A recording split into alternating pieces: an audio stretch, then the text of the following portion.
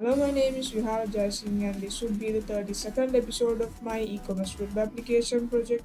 And in this video, I will be mainly focusing on the designing part of a responsive invoice page. So currently we are looking at a invoice page. So this should be um, an example invoice page of an example user. So if I explain about this invoice page, we have our usual header and our usual footer, and we have two buttons here, the print button and the PDF button, so you can get the PDF of this invoice page.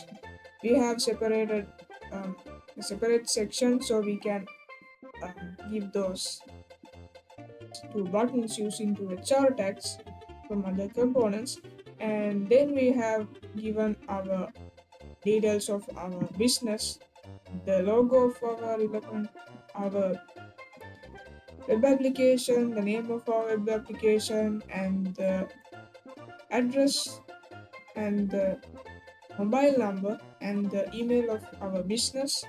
Then we have given the invoice of the user.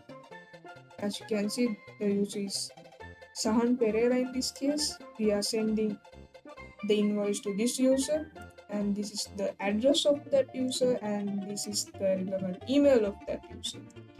Then you can see the product that he has purchased, Apple iPhone 13 in this case, and likewise you can see the relevant information accordance to the column, and then we have given the subtotal, which is the total price, and the delivery cost accordance to the user.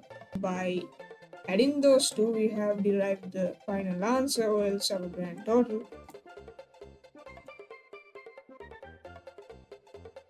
And a separate section for our notice. And lastly, I have given a text that says that this invoice is valid even though we don't have a signature or a seal.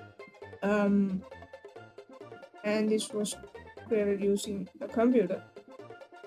It's auto-generated actually. So let's go to our Visual Studio Code. Thereby we can get a better idea about the codings. So as you can see, we are in the invoice.php file. This is the basic design, so we do not have any for loops. We have included just our details, as you can see, of an example user.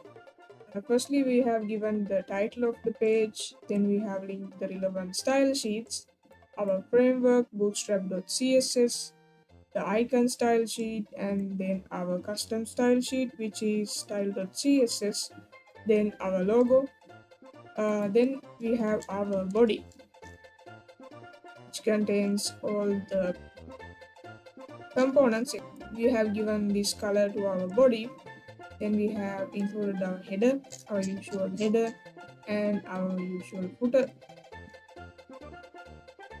using two PHP scripts, and then is the section that contains the two buttons. As you can see, we have separated them using two HR tags. Those are the two buttons.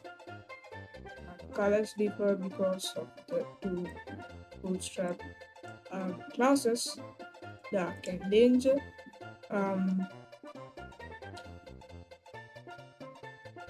This is the title, and this is the logo, which was at the left side, and these are the details of my business.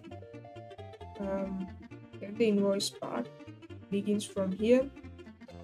Invoice 2, the user, that user's email, the address and the email, and the invoice details,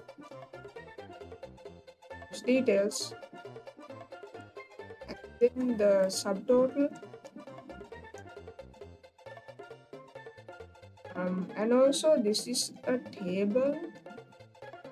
It starts from here and ends from here. The table tag allows us to make a table. This is the table row tag.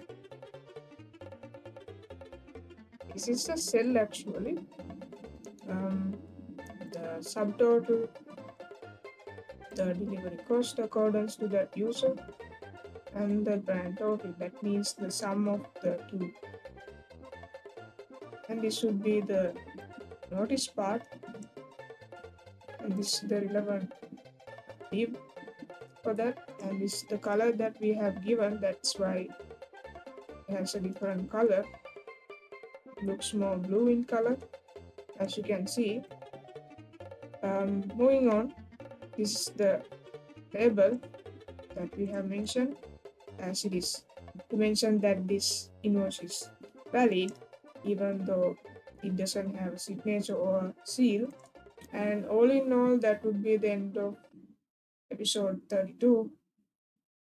Thank you for watching, and I will see you next time.